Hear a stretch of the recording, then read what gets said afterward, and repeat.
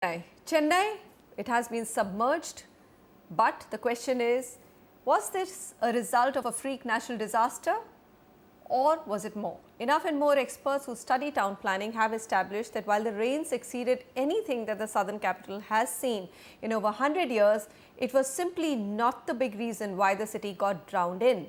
This disaster was man-made and a result of haphazard construction along banks of lakes and over drainage channels which allow rainwater to get out of the city.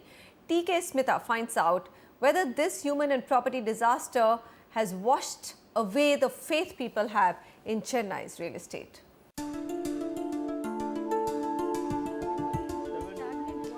For over a week, the Ramakrishnans just couldn't step into their house.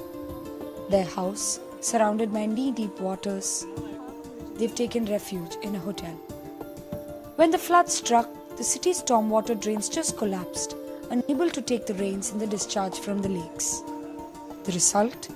Sewage entered their home at the posh Veerappa Nagar in North Chennai. Like them, at least 250 families have abandoned their homes in the neighborhood. The water from outside, the road water, which is rainwater, was mixing with the drainage water. It was coming in. So the minute it started coming in, I started, safeguarding whatever was on the ground level. I started putting them on the courts. How many properties can I safeguard within a half an hour span? Because the waters are raising and, I was just trying to pack up and, send my seniors and my family outside. Many call it a man-made disaster, exposing the unplanned urban development over the decades.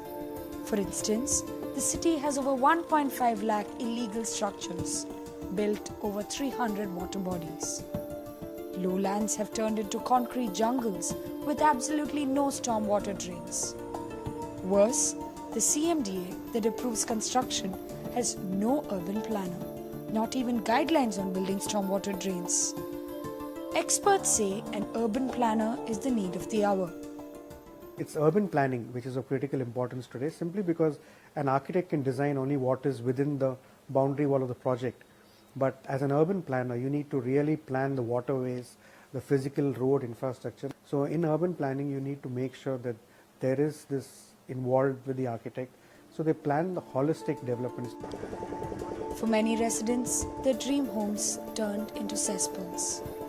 In areas like Pallikarnai, Tambaram, Velacheri and Perumbakam, many had to take boats to save their lives. And sales teams of developers, including Sare Homes, got into boats and distributed essentials to the affected people. Developers too claim they've incurred losses. The floods washed away construction material besides damaging equipment. The only effect was that the lifts were not operational for one day because the lift wells had water in them.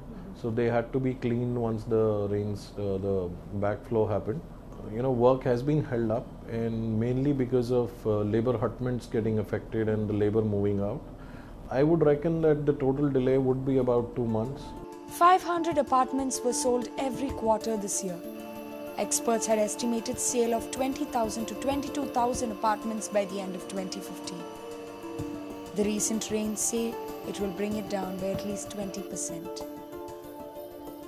Clearly, buying a property doesn't seem to be a priority for people in Chennai right now. Experts are hoping that the Pongal season in the new year would help improve sentiments. In Chennai, with camera person Edwin, Smitha TK for NDTV.